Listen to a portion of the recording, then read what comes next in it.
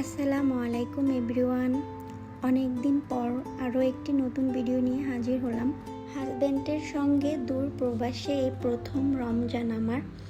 বিয়ের 3 বছরের মধ্যে এই প্রথমবার আমরা একসাথে রোজা পালন করতেছি। এই বছরের আগের বছরের রমজান মাসগুলোতে আমার হাজব্যান্ডকে অনেক মিস করেছিলাম, আর এই বছর তার সঙ্গেই রোজা পালন করছি আলহামদুলিল্লাহ।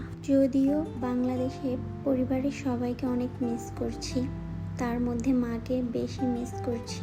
মেয়েরা বড় হলে মায়ের যত্নগুলো অনেক বেশি মিস করে। বিয়ের আগে মা সব কিছু করতেন, আর এখন আমি নিজেই সব কিছু করি। কতটা বড় হয়ে গেছি, কিন্তু মায়ের যত্নগুলো এখনও ভুলি না। অনেক বেশি মিস করি মাকে।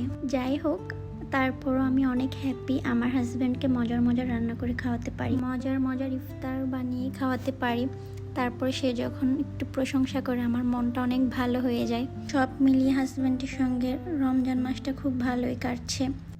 কখনো যদি দেশে চলে যাই তাহলে তার সঙ্গে কাটানো এই মুহূর্তগুলোও খুব মিস করব। আসলে আমরা প্রবাসীর বউদের জীবনটাই মিস করে করে যাই। দেশে থাকলে হাজব্যান্ডকে মিস করি, বিদেশে থাকলে নিজের পরিবারের লোকজনদেরকে মিস করি। হাজব্যান্ডের সঙ্গে প্রথম রমজান মাসটা আমার খুব ভালোই কাটছে। প্রতিদিন সেহরির আগে আমরা বাহির থেকে ঘুরে আসি। বাহিরে গেলে তখন সে আমাকে আমার পছন্দের খাবারগুলো খাওয়ায়।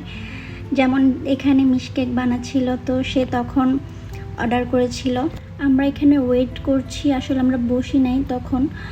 আমার ছেলে খেলছিল, তাই বাহিরে ওয়েট করছি। মিষ্টি খাওয়ার পর আমরা ওইখানে বসে খেয়েছিলাম। আসলে আমি সুন্দর সুন্দর মুহূর্তের ক্লিপগুলো নিয়ে রাখি, কারণ বেঁচে থাকলে একটা সময় এই মুহূর্তগুলো দেখে খুব আনন্দ উপভোগ করব। এই মুহূর্তগুলো আমার কাছে অনেক বেশি স্পেশাল, কারণ বাংলাদেশে থাকলে কখনো তাকে নিয়ে এত রাতে ঘোরা হতো না, কারণ সে থাকতো আমার কাছ থেকে অনেক দূরে। জীবনের সবচাইতে সুন্দর মুহূর্তগুলো হাজব্যান্ডের সঙ্গে ওমানেই পার করছি। আলহামদুলিল্লাহ, আল্লাহ যেন সবসময় আমাদেরকে এভাবে ভালো রাখে। সবাই দোয়া করবেন। আজ এই পর্যন্তই। ভিডিওটা অনেক লং হয়ে গিয়েছে, তো সবাই ভালো থাকবেন। আল্লাহ হাফেজ।